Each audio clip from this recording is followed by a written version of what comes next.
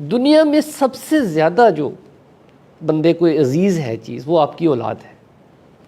اتنا sensitive relation شپ ہے کہ بندہ اپنی بیوی کے ساتھ جھگڑا کر رہا ہے اور شاؤٹ کر رہا ہے اور اس کی آواز اس کے بچے اور ہمسائے سنتے ہیں.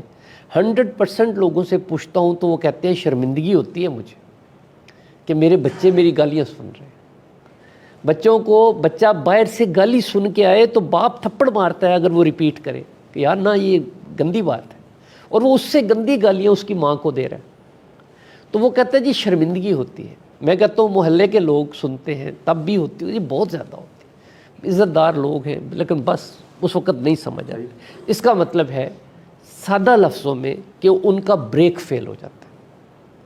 یہ جو غصے کی بریک فیل ہونے کی بات ہے، اس کو اگر میں ایک مثال کے ذریعے عرض کروں کہ آپ کے پاس ایک برانڈ نیو آپ کو رولز رائس گاڑی دی جائے اور اس میں بریک نہ ہو، اور آپ کے 2-3 بچوں کو سامنے کھڑا کر کے آپ سے کہا جائے اس کو چلاؤ، کوئی باپ کوئی ماں اس کو نہیں ڈرائیو کرے گی، جو مرضی کر لیں کیونکہ اس کو پتہ ہے اس کے بریک نہیں. لیکن دونوں کے بریک فیل ہیں، سامنے بچے بیٹھے ہوئے ہیں اور وہ پوری رفتار سے اپنی گاڑی کو چڑھا رہے ہیں ان بچوں کے اوپر. میں کہتا ہوں آپ کو اپنے بچوں سے بالکل محبت نہیں.